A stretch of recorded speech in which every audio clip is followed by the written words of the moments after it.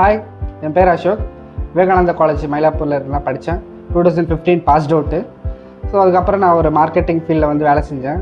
So அங்கே வேலை செய்யும்போது எனக்கு எத்தனை நாள் தான் இந்த வேலையை செய்யணுன்ட்டு எனக்கு ஒரு இதுவாக இருந்துச்சு. என்னால் வேலையும் செய்ய முடியல ப்ராப்பராக அந்த மார்க்கெட்டிங் வேலை. பிரதர் வந்து பிரிட்ஜ் டெக்னாலஜியில் தான் ஜாயின் பண்ணி அவரும் கோர்ஸ் முடித்து ஒரு நல்ல கம்பெனியில் பிளேஸ்மெண்ட் ஆகியிருந்தார். ஸோ செகண்ட் பிரதரும் அதே மாதிரி தான் வந்து பிரிட்ஜ் டெக்னாலஜியில் ஜாயின் பண்ணி இதே நெட்வொர்க்கிங் ஃபீல்டில் ஒரு நல்ல கம்பெனியில் வந்து பிளேஸ்மெண்ட் ஆனார். ஸோ அவங்க தான் எனக்கு சஜஸ்ட் பண்ணாங்க. ஸோ வந்து நெட்வொர்க்கிங் ஃபீல்டுன்றது வந்து ஃப்யூச்சரில் நல்லாயிருக்கும், டெவலப் பண்ணலாம், நம்ம ஏர்னும் பண்ணலான்னு சொல்லி. ஸோ எனக்கும் ஒரு ஐடியா இருந்துச்சு. ஸோ அதனால் வந்து அவங்க சஜஸ்ட் பண்ணாங்க சொல்லிட்டு நானும் வந்து பிரிட்ஜ் டெக்னாலஜியில் ஜாயின் பண்ணேன்.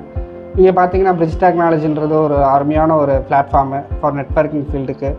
நல்லா சொல்லியும் கொடுக்குறாங்க. உங்களுக்கு புரியலன்னா கூட 1க்கு 10 தடவை ஒரு சின்ன பசங்களுக்கு சொல்லிக் கொடுக்குற மாதிரி அழகாக சொல்லிக் கொடுக்குறாங்க. இங்கே இந்த கல்ச்சர் எல்லாமே நல்லா இருக்குது பிரிட்ஜ் டெக்னாலஜியில். நானும் இதே மாதிரி வந்து பிரிட்ஜ் டெக்னாலஜி கோர்ஸும் முடித்தேன். அதுக்கப்புறம் ஒரு இன்டர்வியூ செக்ஷனும் நடக்கும். அதுலேயும் வந்து நல்லா வந்து சொல்லிக் கொடுக்குறாங்க. எப்படி எப்படி இன்டர்வியூவில் வந்து பாஸ் பண்ணணும், எப்படி எப்படி பேசணும், இதெல்லாம் வந்து அழகாக சொல்லி கொடுத்தாங்க. ஸோ இன்டர்வியூ ப்ராசஸ் முடிஞ்சதுக்கப்புறம் ஒரு நல்ல கம்பெனியில் நான் பிளேஸ்ட் ஆகிட்டேன். ஸோ ஒரு நெட்வொர்க்கிங் ஃபீல்டுக்குள்ளே போகணுன்னு நினைக்கிறவங்களுக்கு பிரிட்ஜ் டெக்னாலஜி வந்து ஒரு பெஸ்ட் பிளாட்ஃபார்ம் வந்து ஜாயின் பண்ணலாம். So thanks for Bridge technology.